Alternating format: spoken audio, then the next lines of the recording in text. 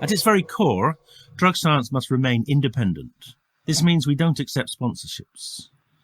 It's with the support of the drug science community we're able to do this and make the podcast in the first place. If you're able to become a drug science community member and support the show, you too will be supporting the dissemination of evidence-based drug policies. Without you, none of this would be possible. For anybody interested, there's a link in the show notes. Thank you.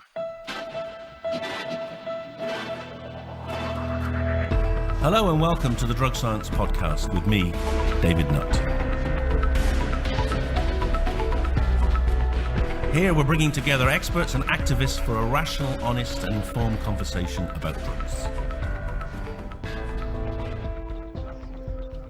Hello and welcome to another Drug Science Podcast with me, David Nutt. And today I have a guest who I guess most of you will have heard of for a very long time, because he's one of the few people who's actually made a whole field of psychiatry and medicine his own.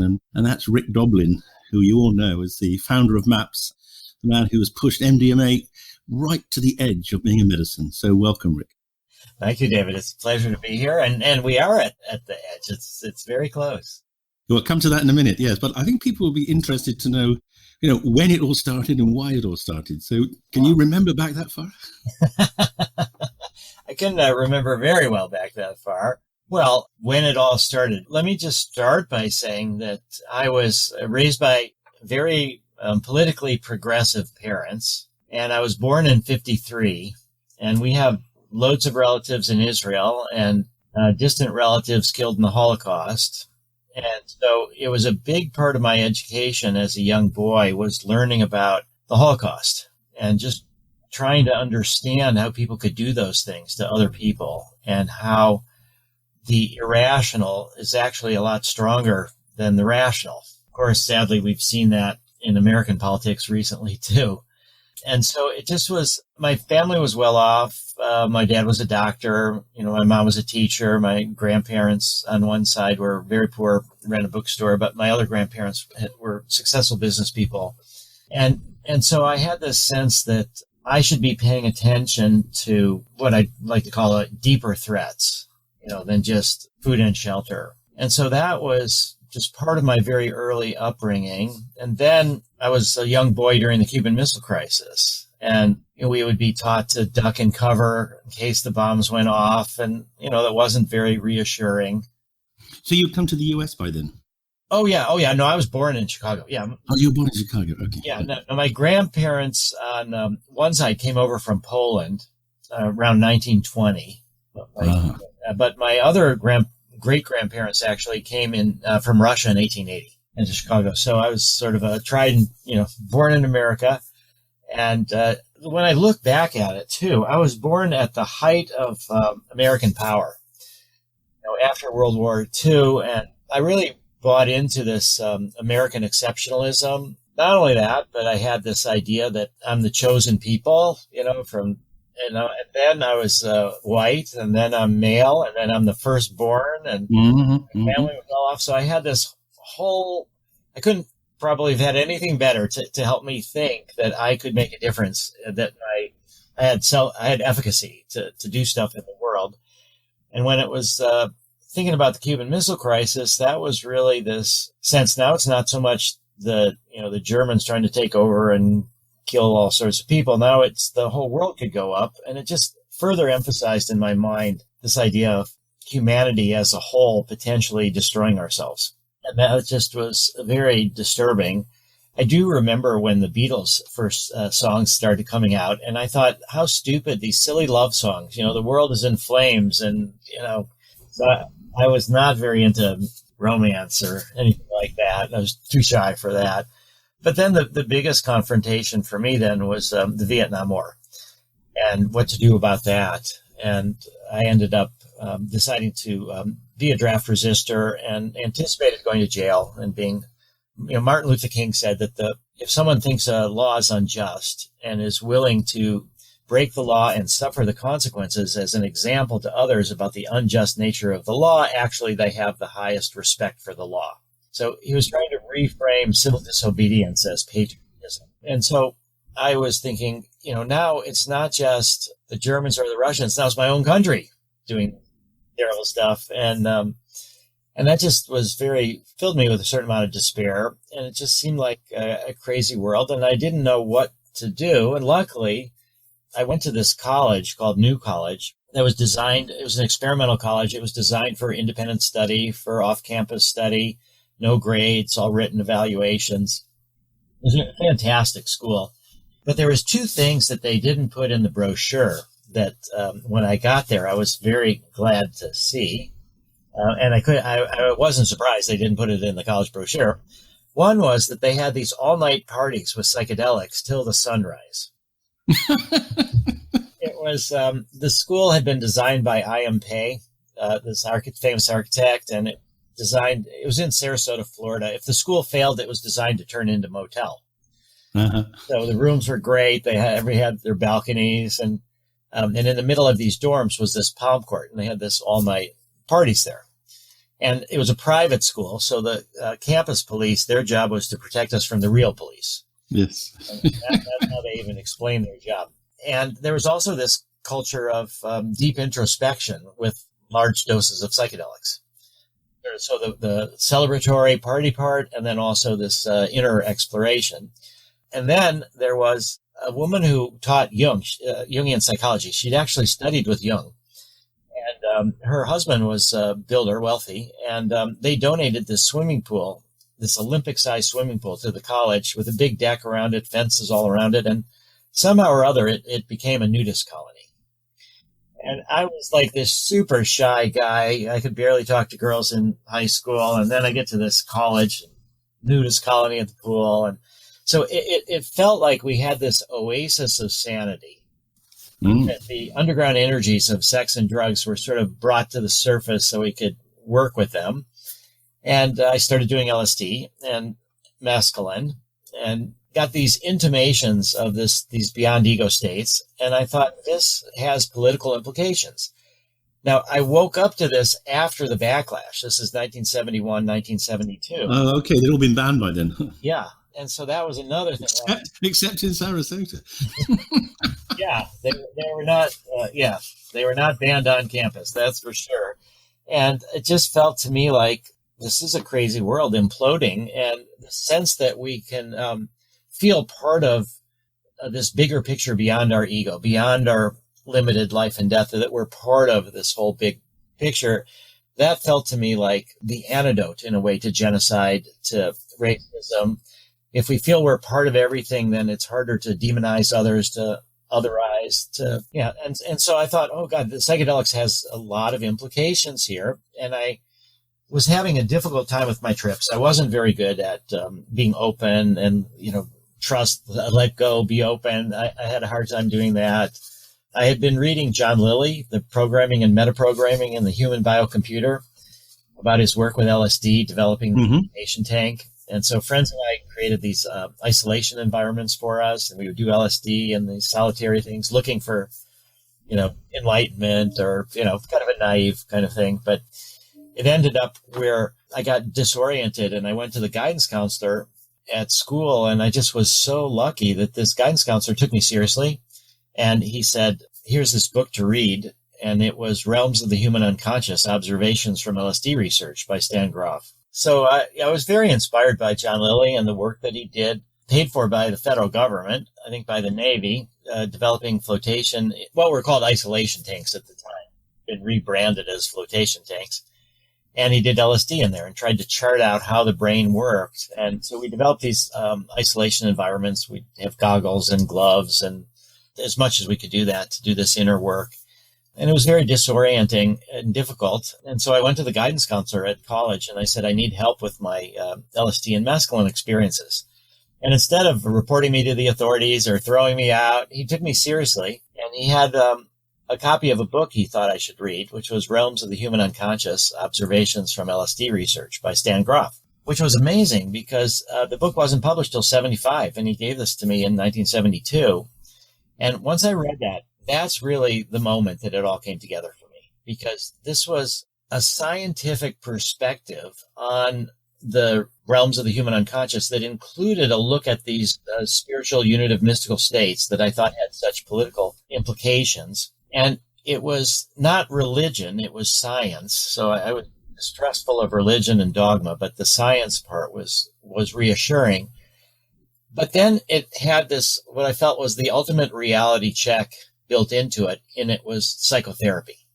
It was how he can actually understand how the brain works, how the mind works, but how to use those to help people grow. And so it's not just philosophizing endlessly about realms of spiritual states or anything like that. It was just very practical, and it was just terrific. So I asked my guidance counselor if I could write a letter to Stan, and he had his address. So in 1972, I wrote this letter to Stan. I'm just an 18-year-old kid. Stan's an MD, Ptsd at Hopkins, and starting to think about leaving because their research is all being shut down. And to my great good fortune, Stan wrote me back. And he said he was going to do a workshop that summer to which he invited me to attend. And he had just been married to Joan Halifax. That was a kind of a short-lived marriage. And so I took a workshop with Stan, and it was fantastic. Then after that, I did primal therapy. I did a 3-week primal therapy intensive and soundproof padded room for an hour a day, otherwise isolated to scream, to get to my primal scream. And I did a month-long encounter group in the mountains of California, which about 35 other people. All of this, I did the most extreme, powerful things I could think of. But I had made a fundamental mistake, which was that I devalued the whole idea of integration. And I just thought the more you take psychedelics, the faster you evolve. And I didn't really fully understand the need to integrate. And so I ended up just getting lost. I followed as deep as I could to these various techniques, and I wasn't sure what to do. I went back home to live with my parents. I'm the oldest of 4 kids. So here I am, the first one out of the house. I'm dropping out of school. I'm studying LSD. I'm totally lost and a bad example to my siblings. But my parents were okay, and they let me just sit there to try to think it out. And that's where I realized I needed to get grounded, that I did have to start thinking about this integration. And that led into 10 years in the construction business of building houses and building things. I didn't know that. My parents, when I was 12, had a house designed by students of Frank Lloyd Wright. And I grew up in that house after that. And I saw them build things. And my brother actually ended up building his own house, and I built my own house. And it was just terrific kind of situation. And so I'm sitting in this gorgeous house trying to think of what to do. I decided to build things. And so that was 10 years while I was always knowing that I was going to come back to study psychedelics. And so after 10 years, I went back to college, to the same place that I started. Now as a 28-year-old college freshman. And the very first semester, the very first month of it, I left to California to Esalen Institute. And I'm trying to develop a curriculum to become a psychedelic therapist. And that was my first semester mission, to develop this curriculum. And while I was there at Esalen, this woman, Debbie Harlow, came by and said, there's a new drug called Atom. And it's really good. And it helps you to feel connected to people, helps you feel love. It makes you a better listener. And then I saw a bunch of people sitting in a circle doing it. And I thought, this can't be very profound. I mean, you take a bunch of LSD and for hours you can't even talk. People take MDMA and they're just sitting around talking to each other. I mean, how profound could that be? So I like to say that I was stupid enough to underestimate it, but smart enough to buy some.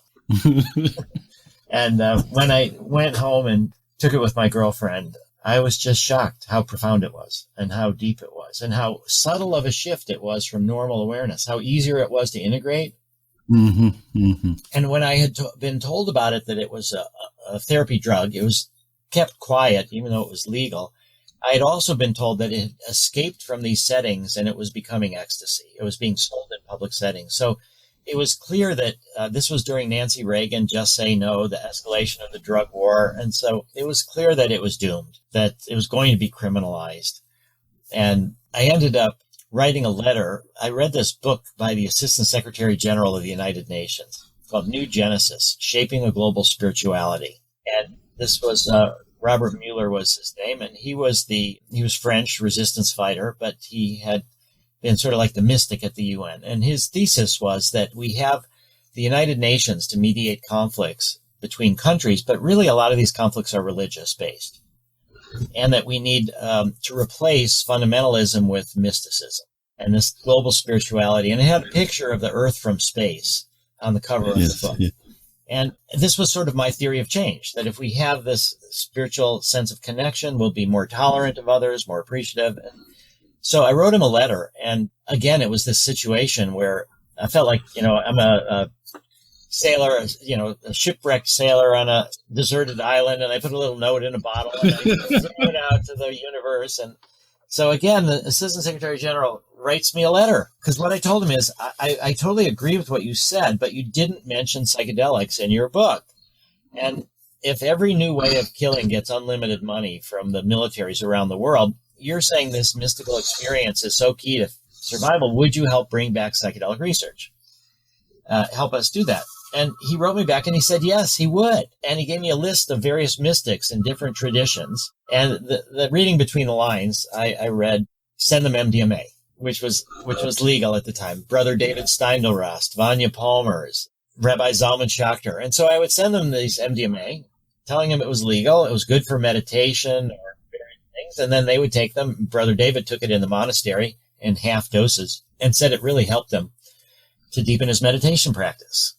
You have an experience and then you know what it's like, then you can try to get there on your own without the drug. Rabbi Zalman Schachter compared MDMA to the Sabbath. Right? So this letter that I had written to the Assistant Secretary General of the UN, it came to the attention of Laura Huxley, who was Aldous Huxley's widow. And she decided to invite me to these meetings that were taking place at Esalen about how to protect MDMA once the crackdown came.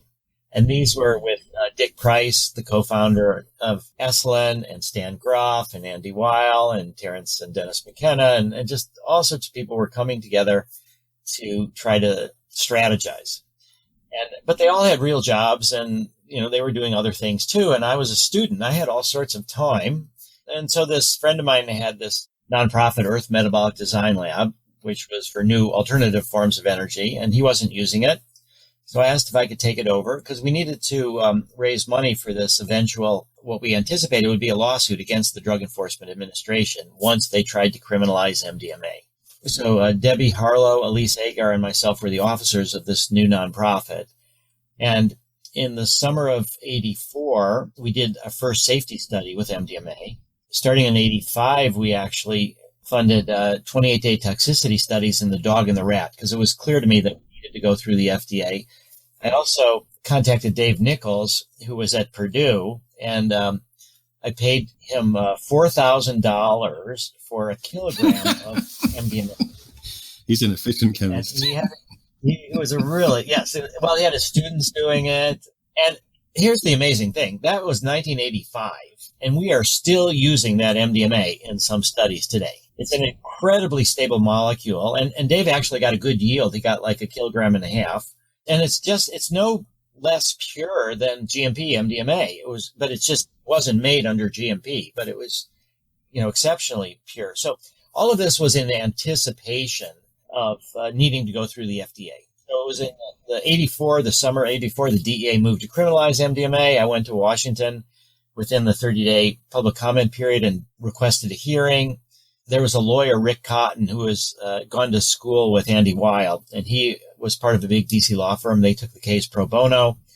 We'd introduced Lester Grinspoon at Harvard Medical School, a big psychiatrist, and all sorts of other people. And so we actually were winning in the court of opinion, the court of public opinion in the media. We were winning in the court, and the DEA freaked out in 85 and criminalized MDMA on an emergency basis. So the irony there is that the first effort to criminalize MDMA was itself illegal because the DEA did not have the authority to do emergency scheduling. Congress had given that to the Attorney General, but the Attorney General had never subdelegated down to the DEA. So they just would have had to put something simple, a paragraph or two in the Federal Register, but they never did that. So for the first year, all these people that got busted were all set free once their lawyers figured out that the DEA didn't have it. So I think it's kind of ironic that the DEA's first move against MDMA was illegal. But they moved against MDMA, and in 86, the judge, Francis Young, the DEA administrative law judge, said it should be in Schedule 3, which was what we were hoping for. We didn't think we could stop them from criminalizing recreational use or non-medical use, but we did hope to protect therapeutic use. But the administrative law judges only make No. Okay. So the administrative law judges only make recommendations. They don't compel. So they recommend to the head of the agencies. And the administrator of the DEA decided to reject the recommendation and keep it in Schedule 1. So that it's no medical use, everything's criminalized. We won twice in the appeals court because their rationale was bogus. Eventually, their lawyers figured it out to keep MDMA illegal. And so in 86 is when I started MAPS. And that's where, when I look back on the things that I was blissfully unaware of, one of the things when I started MAPS as a nonprofit psychedelic pharma company focused primarily on MDMA, I didn't realize that no drug had ever been made into a medicine by a nonprofit. Nope, I can believe it. Yeah, and that didn't happen until 1999, the first drug that was made into a medicine by a nonprofit. And that was the abortion pill, RU46, that was legal in Europe. But in the U.S., it had been John D. Rockefeller III had the Population Council. And they ended up funding, with Warren Buffett being the main funder, to make this. So that began this nonprofit drug development success. But I'll say a big turning point after MAPS was started in 86. We had 5 different protocols, all rejected by the FDA. Then in 1990, a new group took over at the FDA to regulate psychedelics, and they decided that they were interested in possibly saying yes to things. So the first thing they said yes to was Rick Strassman doing a study with DMT. And this was in 1990. But it was kind of a negative thing in the sense that Rick was saying that the DMT is the only endogenous psychedelic, and maybe it's linked to schizophrenia. Yeah, they were trying to prove it was bad. Yeah, exactly. So they gave him permission for that. And then Charlie Grove and I, who's a psychiatrist, we were trying to get permission for MDMA for cancer patients with anxiety. This was now at a time where the fear of MDMA neurotoxicity was increasing. And the NIDA, the National Institute on Drug Abuse, was funding George Riccardi and others to try to justify the criminalization of MDMA and to justify blocking it from ever becoming a medicine. And they just so vastly exaggerated the dangers. They were trying to say one dose, significant brain damage, major functional consequences. Nobody should ever even research it. And yet there was tens and tens of thousands, hundreds of thousands of people that had done it and looked fine. But then it became the time bomb theory. You look fine now, but your cognitive reserves are going down. And when you get older, you're going to have big problems, which, of course, ignored the fact that a lot of older people had already been taking MDMA and had no problems with it. But we felt that the only way we could get permission was to work with people that had 1 year or less to live. So Charlie and I submitted this protocol to FDA for MDMA for cancer patients with anxiety. And the FDA decided that they needed a formal meeting of the advisory committee, and they decided that they would open the door to psychedelic research. The National Institute on Drug Abuse had a 2-day meeting before that, an expert committee meeting with all of their animal researchers who were looking at mechanisms of action, abuse liability, various things of Schedule I drugs. And the animal researchers came to the conclusion after this 2-day meeting that their research was becoming increasingly irrelevant because unless you can correlate the animal data with the human data, you don't actually know what you've got. Some human studies to tell you what the animal data is telling you. So they endorsed the idea of resumption of human research. And then the FDA advisory committee did as well. But the caveat was that they would treat psychedelic research the same way they would treat any other drug development from big pharma, which meant that even though there was, at this point, 1992, there'd been over 15 years of the use of MDMA. Millions and millions of people have taken it. It's been used in therapy by hundreds of psychiatrists and psychotherapists. We knew an awful lot about the dosing, the safety, but FDA said none of that was done under FDA protocols. So we have to start with, with a phase 1 dose response safety study. So Charlie and I did that. We did this phase 1 dose response safety study starting in 92 and went through about 3-4 years. Then the group of people at the FDA that had opened the door to psychedelic research, they got disbanded. They were also trying to regulate tobacco at the time, which was David Kessler, the head of FDA, and that wasn't seen so friendly by the tobacco interests. And this group became very controversial. They also had the sad history of approving OxyContin for long-term use. So, in any case, the new group at the FDA that took over was a little bit more cautious. They gave us, Charlie and I, when we went after the safety study was done, we went to try to go back to do this cancer patients with anxiety. And it was still during this hysteria over MDMA neurotoxicity. But this was also now the rave movement was going on, and it was getting larger in England as well, and all over the world. And MDMA was becoming more controversial. And then the scientists were piling on about how terribly dangerous this drug was. And then Charlie decided that he needed to, this was not going anywhere. It would never go anywhere. It was too controversial. And so he said, I'm going to switch to psilocybin. Well, pardon me for butting in mid-episode, but I wanted to say a huge thank you to all the drug science community supporters. It's thanks to your donations that this podcast is possible. To thank our most generous community members, on the 8th of June this year, 2021, we will host a live podcast recording event exclusively for our premium and philanthropic community members. In this special episode, you can be the host and you can ask me anything. If you want to come to this recording, there's still time, assuming that is you're not listening to this in the distant dystopian future. There will be a link to the event in the show notes for the current premium and philanthropic community members and information how to become a member to join me on the 8th of June. I look forward to seeing you then. And now, back to the show. That's okay. Makes sense, yes. Yeah, he said people don't know what psilocybin is, that it's part of a mushroom, and so that's how it began, actually, the work with psilocybin with cancer patients, was Charlie.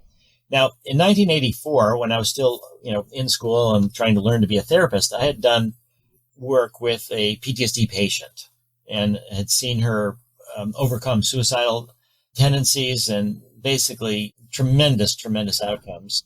And so I knew that MDMA was great for PTSD. But I wasn't sure that, and I thought it was even better for that than for end-of-life related anxiety because of all the drug-drug interactions and the complications for people that are there. But a lot of people with PTSD aren't about to die. And so starting after Charlie left to do the psilocybin work, I felt that the neurotoxicity debate was changing in our favor a little bit, that the fears were overblown and people were starting to see that more and more. So in 1999, we started in Spain to do a project with MDMA for PTSD in women survivors of sexual assault. And in 2000, I met with Michael Mithofer. He came to me at the world's first ayahuasca conference and said he wanted to do some work with, set up an offshore clinic somewhere. He had just come from St. Kitts, where Deborah Mash had Ibogaine. Of course, yes. Yeah. And one of his patients had gone to Ibogaine, and Michael said he'd only go there he'd only recommend his patient go there if he could go along and observe.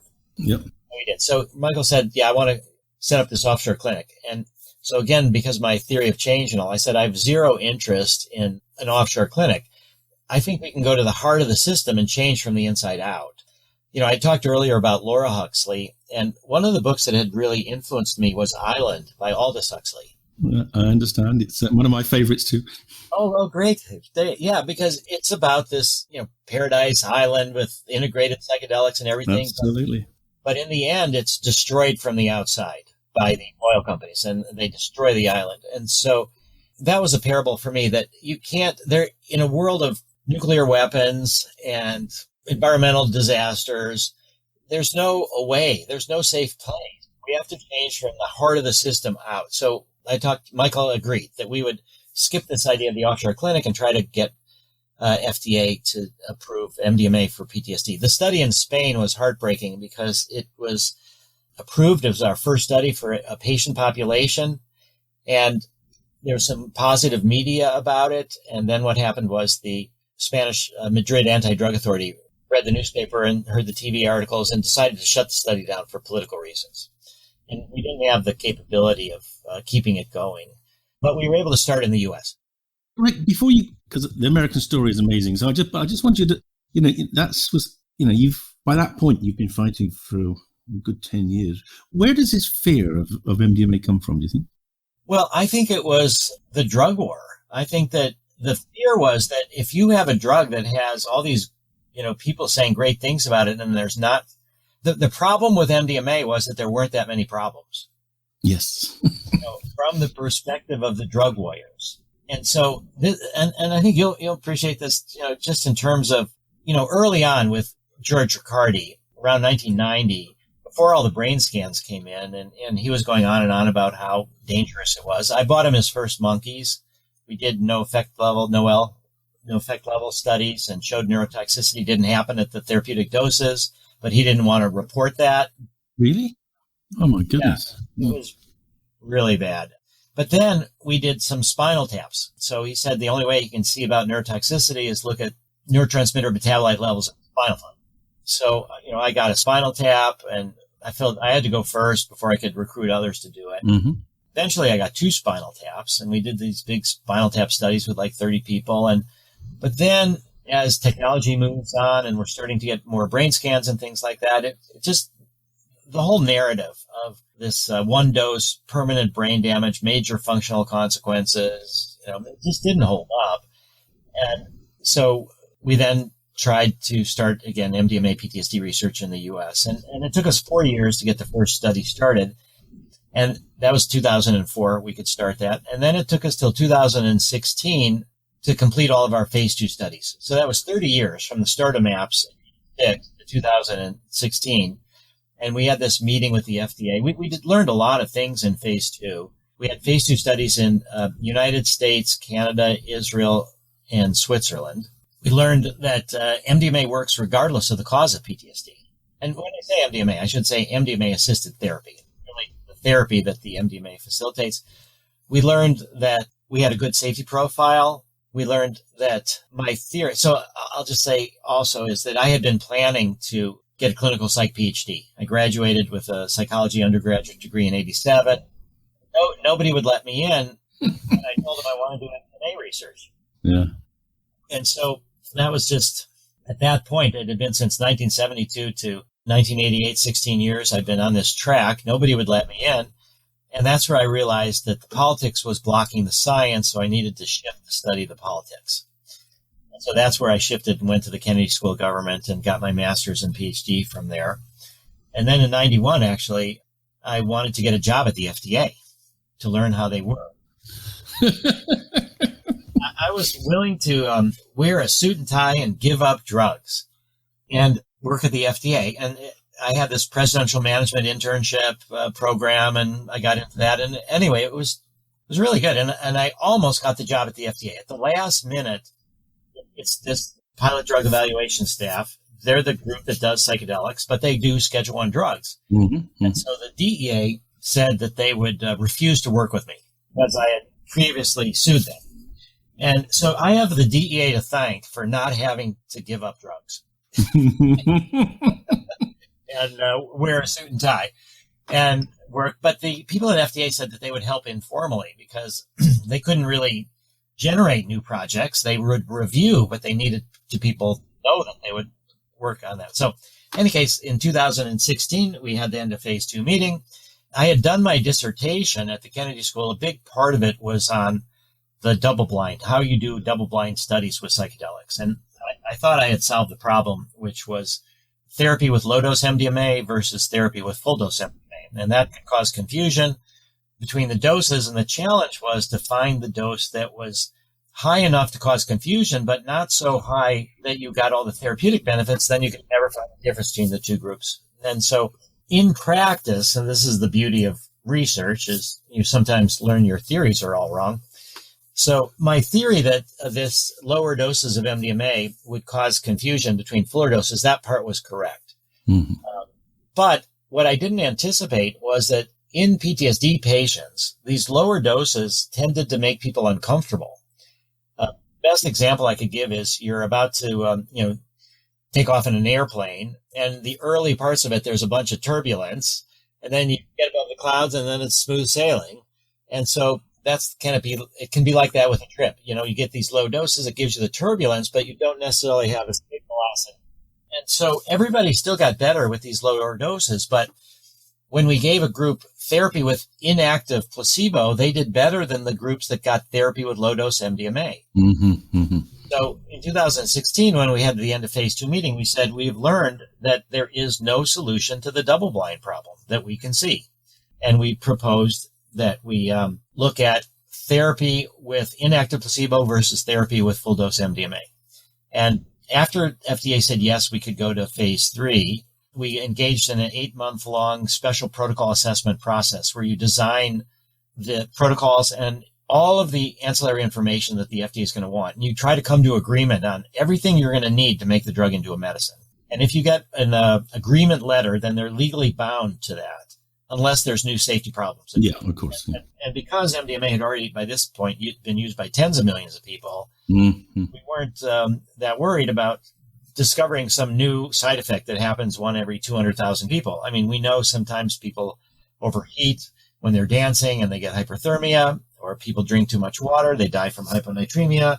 So we know a lot of the weird side effects that can happen. So anyway, FDA said yes to our phase 3 plans. We have to do 2 100 persons phase 3 studies and a bunch of other things. And then we got breakthrough therapy designation. And now we're at this place where we have finished our first phase 3 study, and it was tremendously successful. We're in the midst of enrolling for our second phase 3 study. The first phase 3 study will be published in Nature Medicine. Fantastic. The results were just utterly outstanding. For those people that don't know statistics much, I'll just say that statistical significance is if you have less than or a 1 in 20 or less chance that the difference between groups is due to some random factor than to your intervention, that's called statistical significance. That's 0.05. So like a nickel out of a dollar. It's like, 1 in 20 chance that it's due to chance. And you have to have 2 phase 3 studies, and they think of them as independent phase 3 studies. So it's 1 in 20 times 1 in 20, which is 1 in 400 chance that it's due to chance. So the FDA has set this up, though, that if you actually get what's called robust results, which are 0.001, meaning 1 in 1,000 chance, they may sometimes approve the drug on the basis of only 1 phase 3 study.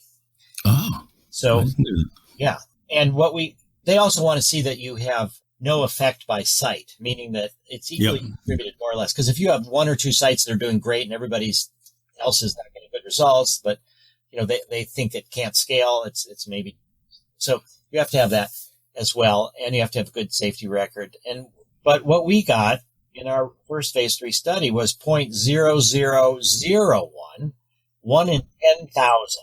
And so we actually have applied to the FDA for approval on the basis of 1 study. We think they're going to say no because it's new, it's controversial. We don't have that many people in the phase 3 studies.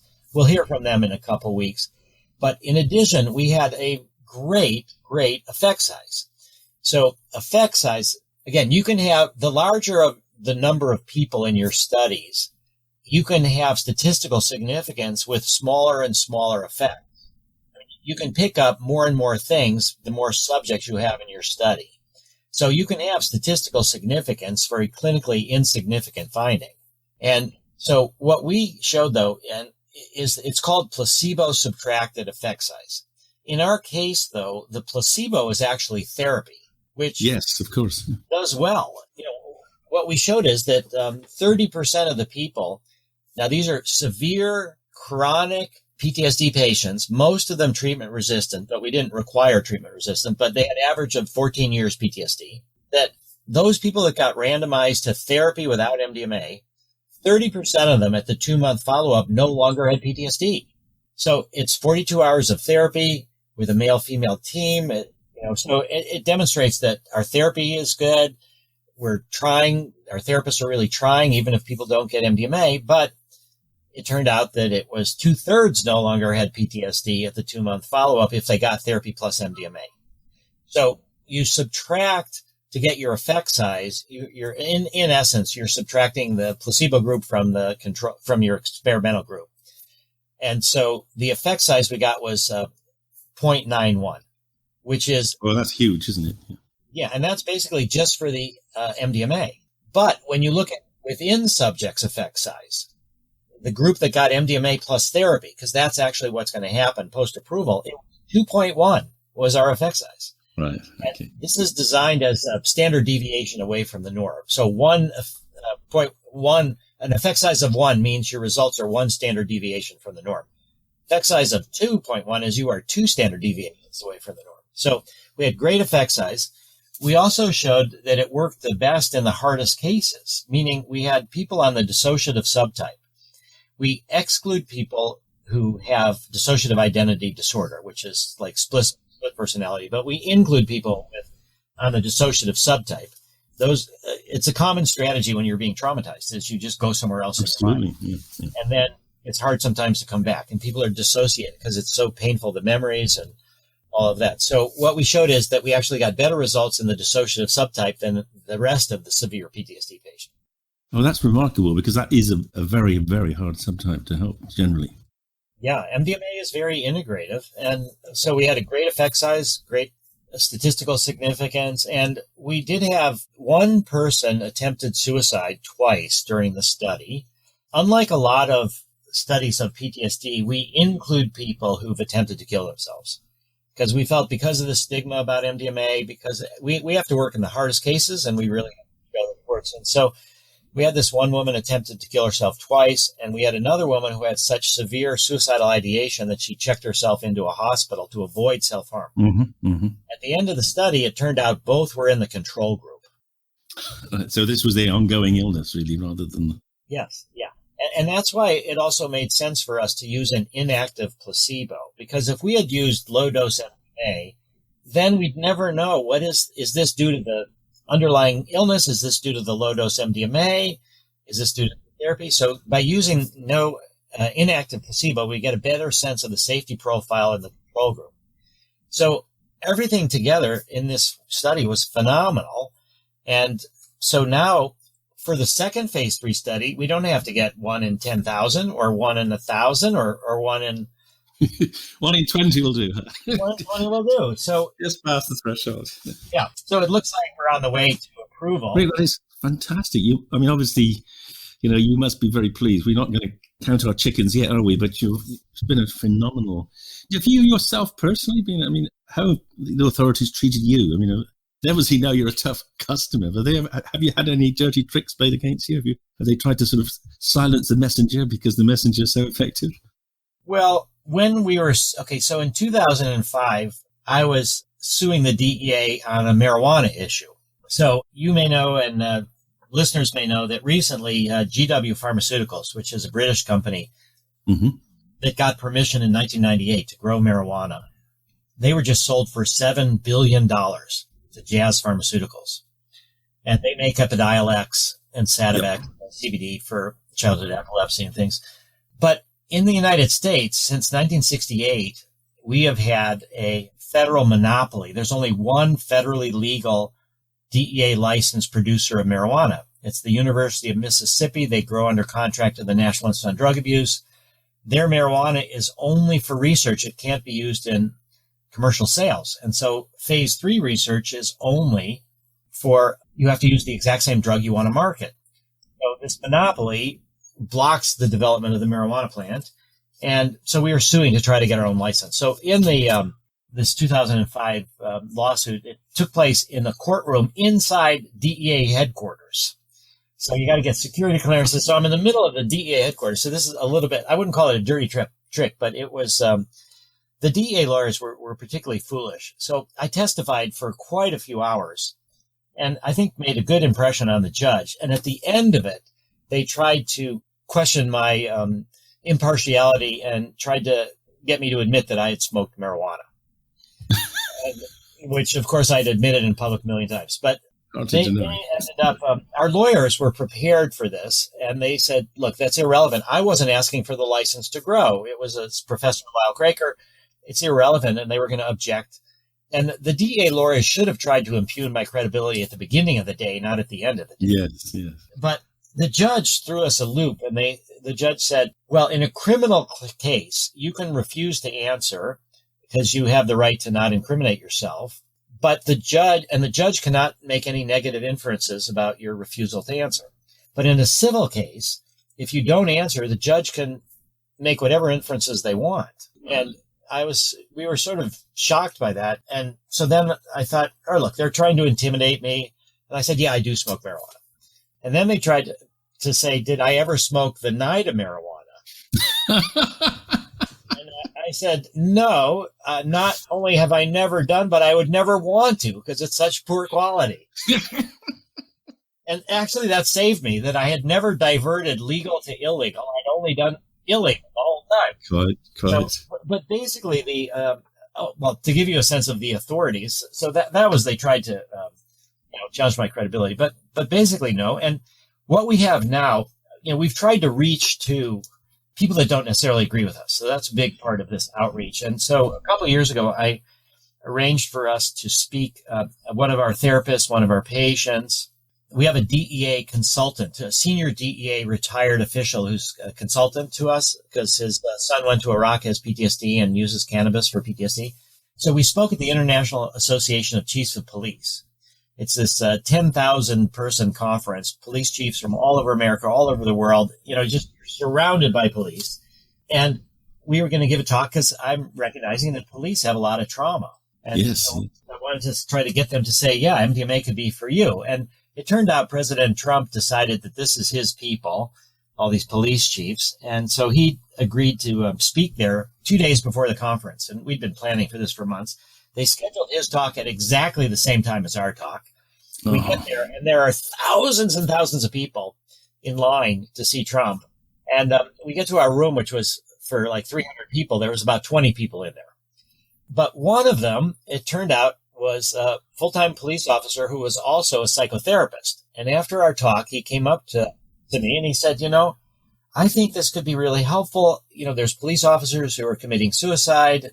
We need something.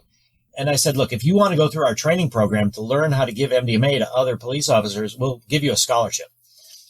And he agreed. And so what's happening in just a couple of weeks, he's been through the training program. He's had me meet with his police chief. And what I've learned about in America is that when police are hiring for new officers, if you're a veteran, you have preferential hiring. Okay, that makes sense. So you get people who are traumatized from being a veteran. And then they go into a job where they see the worst of humanity and they get traumatized continually from that or often. And so there's a lot of problems. So I met with the police chiefs and they were sympathetic.